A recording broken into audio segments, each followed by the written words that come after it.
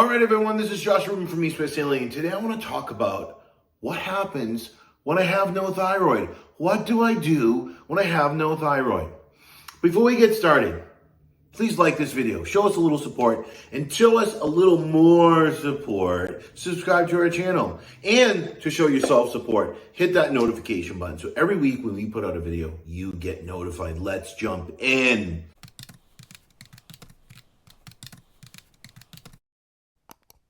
Now, we get this question a lot across all social media platforms. I have no thyroid. I need medication. What do I do? Now, the concept of this video is to reframe our way of thinking, right? And to understand, yes, you need the medication, but there's a dance that always goes on. There's a dance of, let's try this T4. Let's try the dose. Does it work? Let's retest. Let's increase. Let's try different Synthroid versus Levo versus whatever. Let's add a little T3. What dose do we need? What brand do we need? You know, what's the relationship between them? So what happens when I call the dance is, and you do this forever, is they try a dose, they try a type, they check your labs, and you're never truly in the sweet spot. Now, why does this happen? And why can we never end the dance and always are doing the dance and never find that sweet spot when it comes to not having a thyroid? And the reason is because what got us to the point of needing to get the thyroid out, right, hasn't changed. It's that simple.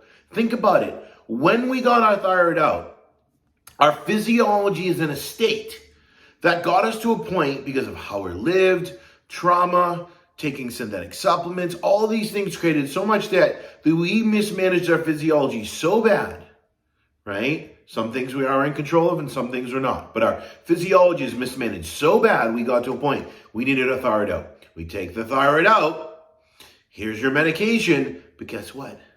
The environment has not changed. And this is why you get locked in the dance, but you never truly find stability. You never truly find the sweet spot, right? Think about this. Now you're taking energy. Now you're taking medication and you're putting it into a body that's in a very chaotic state.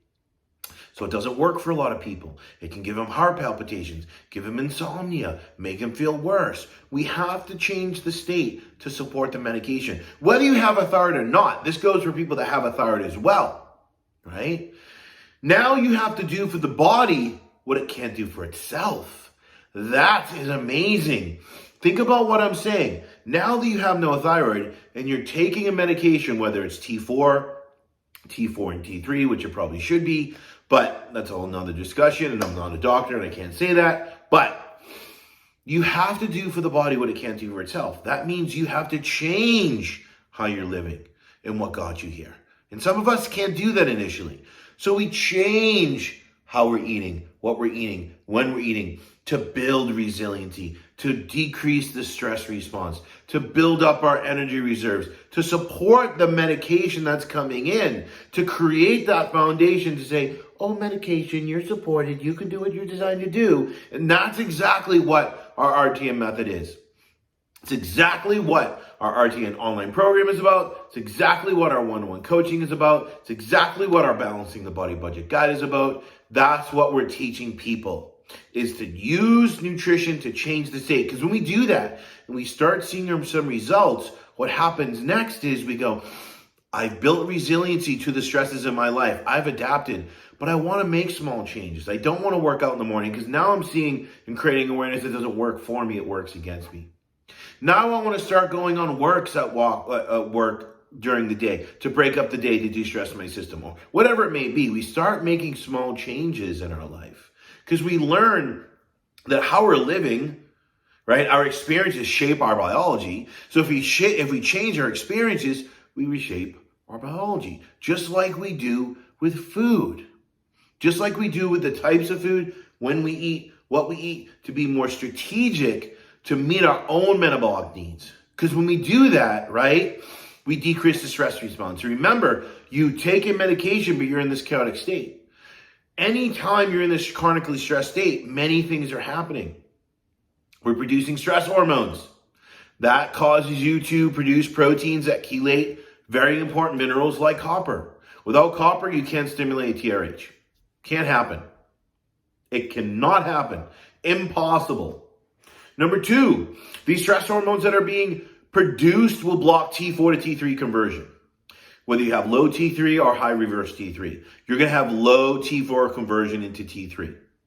So you're taking medication, but the environment doesn't support it, right? You don't feel it. It's not doing anything for you. You go to your doctor. They give you more medication. You do labs. And before you know it, you're on 2 or 3 grains. You don't need that much, but the environment hasn't changed, and that's why you need that much. But if you change your environment, I guarantee you probably do better on half, if not 75% of that. So we have to change the environment so we can reduce the stress response, bring the minerals in that we need to support what the body can't do for itself. Reduce the stress response so we can utilize the hormones that are coming in and actually convert them into usable energy, right? So I know I'm not giving you a laid out plan. This is what you do when you have no thyroid. But it really comes down to saying, okay, well, I eat 3 times a day. Maybe I need to eat 4. I really don't eat good food. I need to look at what foods are meaning. And for a lot of you, a great starting place, of course, is our 10 tips of thyroid health. That's in the description, or the free thyroid reset that we do every other Friday. It's a free Q&A for everyone. That's in the description. But a great starting place is our Balancing the Body Budget guide. It's not an end-all be-all, but it's a starting place with a food list, and we go over food frequency. It's elementary school to begin creating change so you can create change physiologically. Hopefully this makes sense. If you have any questions, always post them in the comments. I love educating people and helping people. Thanks for tuning in. I'm out.